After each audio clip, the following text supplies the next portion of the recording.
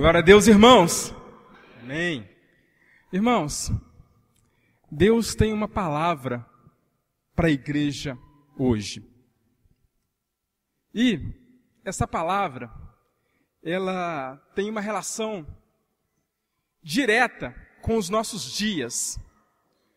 Hoje, nós estamos vivendo uma situação de dificuldades em emprego, demissões, o comércio que não vende, dificuldades de confiar nas pessoas, por exemplo, na hora de você aceitar ou não um cheque pré-datado. Você não sabe como será o dia de amanhã, se a empresa em que você trabalha vai te demitir ou não vai te demitir. Então, meus irmãos, isso não é num contexto apenas do Brasil. Saiu semana passada uma reportagem no G1 Sul de Minas, falando que aqui no nosso município, do início do ano até agora, levando em consideração o fechamento de algumas empresas e a dificuldade do comércio na área de vidros, foram mais de 500 demissões, meus irmãos. É muita gente desempregada, muita gente que contava com aquele rendimento e não tem. E além disso, meus irmãos, eu não vou parar só na questão de trabalho, não. Nós estamos vivendo num período de insegurança total. Você sai na rua com medo, aqui mesmo na nossa cidade, de ser assaltados. Quantas e quantas vezes eu vejo nas redes sociais, que são vinculadas aos estudantes da Unifal e da Unifenas, por exemplo, hoje eu fui assaltado na avenida tal, roubaram meu celular. Hoje roubaram minha mochila. Hoje conseguimos pegar um ladrão. Mas não é uma notícia esporádica, algo pontual. É frequentemente. Ontem mesmo eu estava assistindo uma reportagem da Rede Record Sul de Minas, que foi realizada aqui em Alfenas, e de março até maio deste ano, já foram furtados 78 veículos. Ano passado, no mesmo período, tinham sido 24. Então, nós estamos vivendo, meus irmãos, num tempo difícil. Num tempo onde as pessoas perderam o respeito uns pelos outros, as pessoas perderam o amor, as pessoas perderam a referência do que é certo e do que é errado. A começar pelos nossos governantes. Quanta mentira, quanto desvio de verba, quanto dinheiro, fruto dos nossos impostos, que poderia ser bem empregado, mas não é, porque nosso país não tem uma gestão íntegra. Mas eu não estou aqui para criticar nem falar mal de uma bandeira ou outra de governo. O que eu estou falando são fatos que estão sendo apurados pelos nossos órgãos competentes com a Polícia Federal. Então são dados de desvio de verbas. Agora, meus irmãos, tudo isso tem reflexo na nossa vida. E aí eu pergunto, o que fazer nessa situação, nesse momento de tensão, nesse momento de crise, onde você não sabe se o seu comércio vai avançar, se você vai ter que reduzir a sua visão empresarial para poder não correr risco de ter que fechar as portas, que você vai ter que segurar as suas contas, os seus gastos, preocupado com o que pode vir a acontecer, se vão ou não confiscar a poupança. Mas eu pergunto, meus irmãos, o que nós, como cristãos, devemos fazer numa situação que eu diria caótica, desesperadora, desanimadora como essa? E a situação não está ruim só no Brasil, não, né? Se vocês acompanharam aí, a Grécia está quebrando. Teoricamente, um país desenvolvido de primeiro mundo. A situação lá, eu diria que está pior do que aqui em termos monetários. Então, o mundo, por si só, vive um momento de instabilidade muito grande. Mas o que a palavra do Senhor fala para os filhos dele nessa situação? E eu queria convidá-los, meus irmãos, a abrir a palavra de Deus em Gênesis, no capítulo 37. Amém? Do verso 1 até o verso número 4. Jacó habitou na terra de Canaã, onde seu pai havia vivido como estrangeiro. Esta é a história da família de Jacó. Quando José tinha 17 anos, pastoreava rebanhos com os seus irmãos, ajudava os filhos de Bila e os filhos de Zilpa, mulheres de seu pai, e contava ao pai a má fama deles. Ora, Israel gostava mais de José do que qualquer outro filho, porque ele havia nascido em sua velhice. Por isso mandou fazer para ele uma túnica longa. Quando seus irmãos viram que o pai gostava mais dele do que de qualquer outro filho, odiaram-no e não conseguiam falar com ele amigavelmente. Meus irmãos, vamos orar. Pai, em nome de Jesus, ó Deus, nós estamos aqui como teu povo e nós damos graças a Deus, ó Pai, porque nós escolhemos estar aqui na tua casa para ouvir a tua palavra, Pai. Agradecemos por termos acordado hoje com o fôlego da vida, Pai, e te louvamos, Senhor, porque até aqui o Senhor tem nos sustentado, Pai. Deus, fala ao nosso coração agora, Senhor, e penetra com teu Santo Espírito em nosso meio, Senhor, falando, Senhor, aquilo que tu tem para nós e nos ensinando, Pai, a vencer e a viver em meio às adversidades desta vida, Pai. No nome de Jesus, abençoa cada irmão aqui, Senhor, e que o Senhor esteja desde já ministrando ao coração de cada um. No nome de Jesus, Senhor, eu agradeço a oportunidade de poder falar da tua palavra. Amém, Jesus. Meus irmãos, José, cuja história já é velha conhecida de vocês, ele tem um exemplo de vida, de fidelidade, e José viveu crises extremamente fortes, situações caóticas como a que nós temos visto nos dias de hoje, desde a sua juventude. José, como a palavra nos diz, era o filho preferido de Israel, ou Jacó. E por ser o filho preferido, ele ganhou o ódio dos seus irmãos. Meus irmãos, José não tinha paz na casa dele. Imagina só, você sai para trabalhar, sai para sua aula da faculdade, sai para resolver algum problema, e você se sente melhor na rua, fora da sua casa, em meio a estranhos, do que na sua própria casa. Porque a sua casa está um ambiente de briga, um ambiente carregado, um ambiente onde não há amor, há ódio. Porque imagina só, Jacó amava José, que também era amado por sua mãe. Mas tinham aí 10 que conspiravam contra ele, que não falavam com ele, e que foram muito mais além.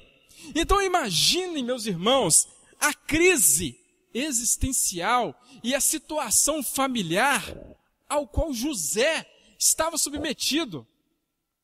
Com certeza, dentro da casa dele, eu posso afirmar, ele vencia uma batalha, ou vivia uma batalha a cada dia com os irmãos dele. Até porque José, além de ser o preferido do pai, ele ainda dedurava os irmãos. Não que ele esteja errado, mas os irmãos cometiam erros, ele ia lá e contava para o pai, para que o pai o disciplinasse. Então isso aumentava mais ainda a ira dos seus irmãos em relação a ele. Aí, meus irmãos, vocês conhecem a história. Um belo dia, José foi à procura dos irmãos os encontrou bebendo, festejando, apanhou dos irmãos e, por uma misericórdia e plano de Deus, não o mataram, mas o jogaram no poço e o venderam para mercadantes, para estranhos. Imaginem só, meus irmãos, odiado em casa, espancado, jogado num poço para morrer por ali. E pela providência de Deus passam uns homens que compram, ainda foi vendido e foi embora, para a tristeza de seu pai. Agora, meus irmãos, começam as crises mais tensas de José. Naquele poço, provavelmente quando ele foi vendido, ele deve ter apanhado, ele deve ter sido humilhado, porque ele foi para uma terra desconhecida, foi para um povo que não era o povo dele, foi para se tornar um escravo. E como escravo, qual foi a posição dele? Meus irmãos, muitas vezes, nós, por muito menos, a gente murmura.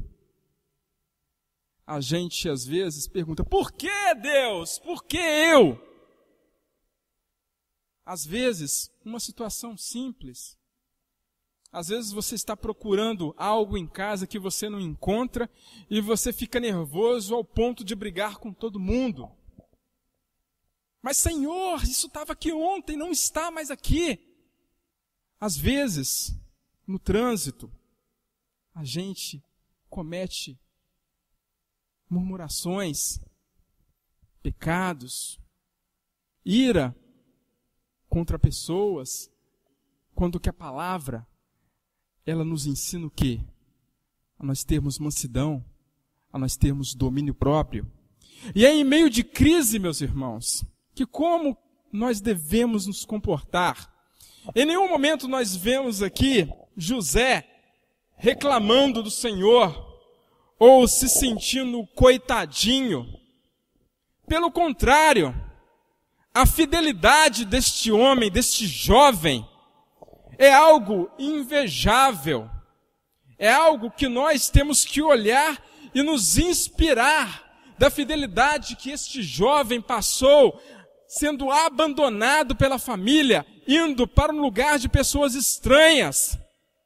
E pela fidelidade dele, Deus o honrou. Ele foi levado para onde? Para a casa de Potifar, para trabalhar lá, e ele era o homem abaixo de Potifar que tomava conta de todas as finanças dele.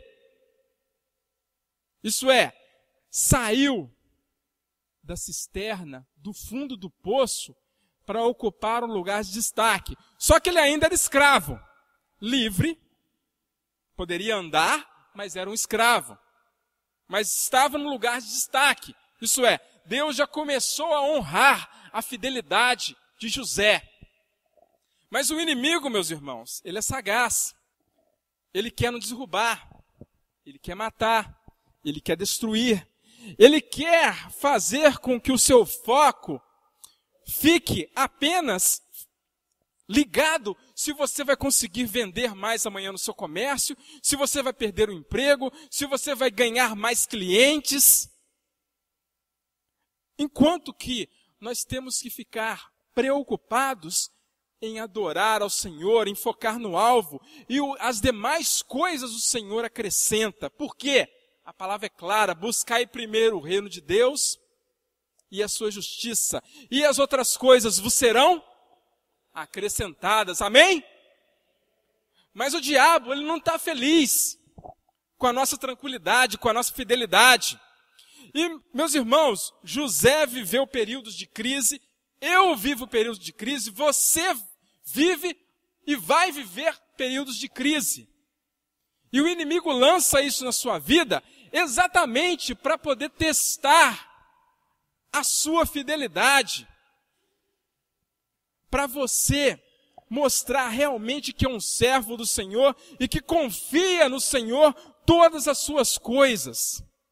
E o inimigo estava lá, José andando para lá e para cá, resolvendo problemas. sabia ler, sabia fazer conta, se destacou na casa de Potifar. E aí, a mulher de Potifar começou a ter desejos por José e a lançar uma calúnia quando José se negou a se deitar com ela, saiu correndo, mostrando que realmente o Deus que ele serve está em primeiro lugar em relação a qualquer paixão e a qualquer carnalidade. E aí, o que acontece? O inimigo, não tendo sucesso com a queda de José, Potifar atende a esposa. Para onde José vai?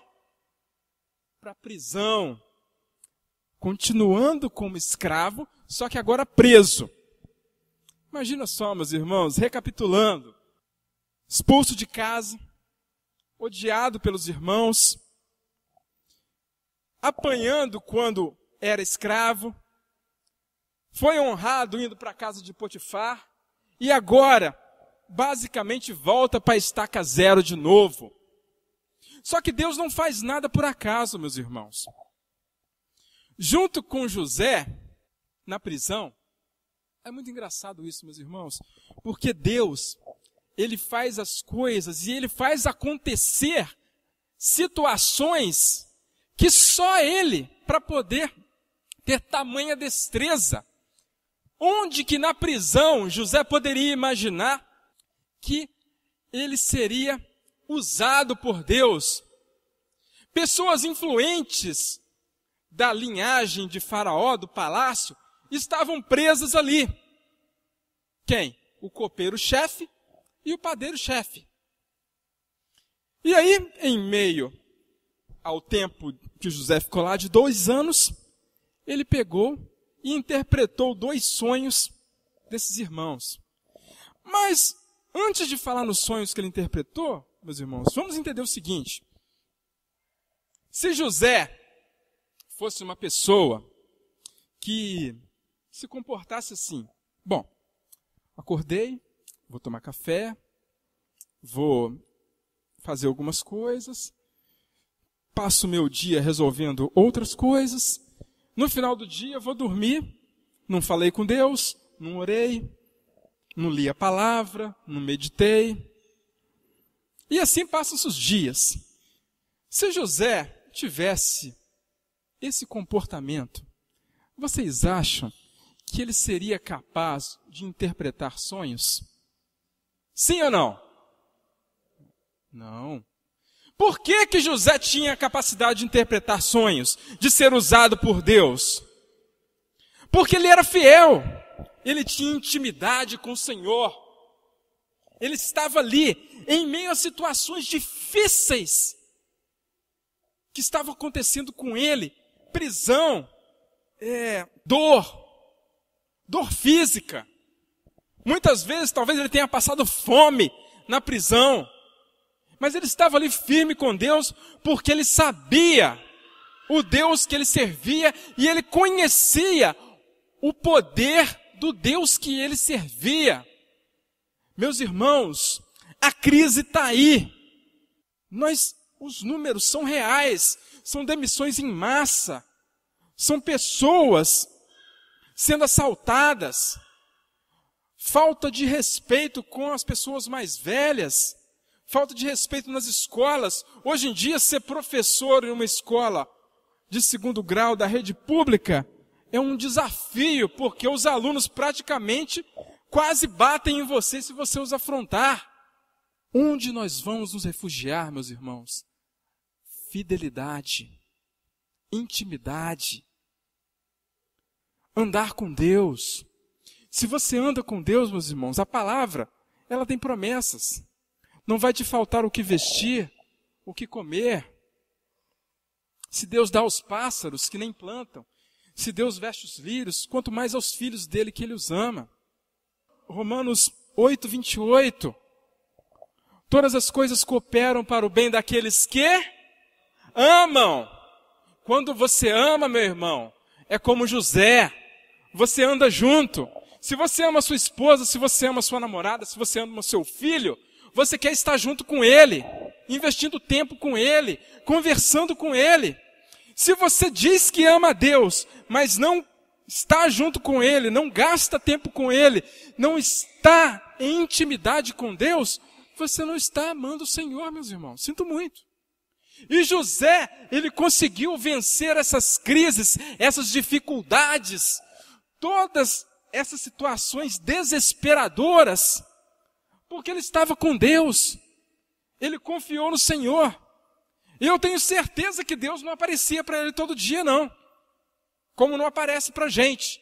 Mas nós confiamos, é na fé que nós temos, que Deus supre as nossas necessidades.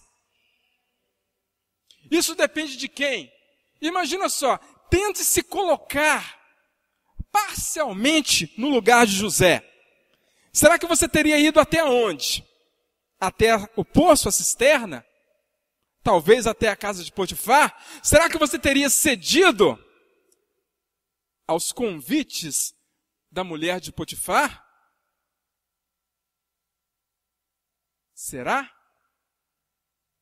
Mas não, meus irmãos, a intimidade com o Senhor faz com que o seu caráter seja moldado, seja forjado, seja assim, lapidado com o sangue de Jesus, com o Espírito Santo do Senhor que habita em mim e habita em vocês. Então não há crise, não há falta de dinheiro, não há assaltos que venham sobre nós, que venham a nos abalar. Por quê? Porque a nossa guerra não é contra a carne, mas é espiritual. E nós temos que ficar ligados no alvo. A economia está desmoronando, joelho no chão. Tem assaltos acontecendo, joelho no chão. Posso perder meu emprego? Joelho no chão. Tá tudo bem, 1000 maravilhas, 100% tudo azul, joelho no chão também. Independente da situação de alegria ou de tristeza, meus irmãos, joelho no chão. Esse é o segredo de José.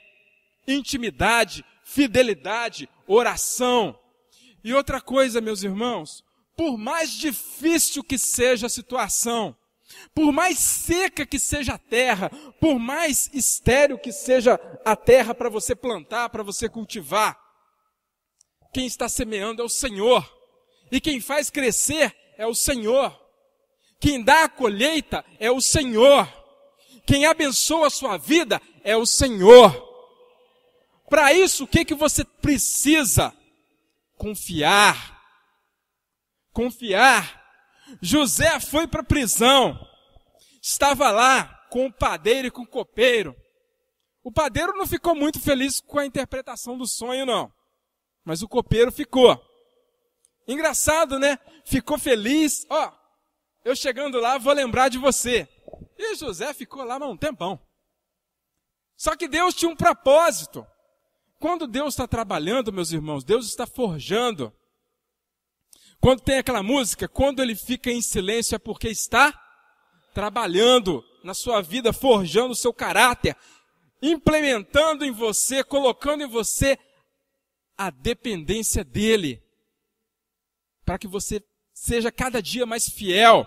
E José ficou lá na cadeia mais um tempão, se destacando como sempre, como um servo de Deus. Acontece pela integridade dele. Onde ele está, ele é notado pela integridade, pela justiça, pelo caráter. Não que José não cometesse pecados, ele era pecador igual nós somos. Só que ele buscava o Senhor e Deus tinha um plano na vida dele, sendo fiel à fidelidade de José.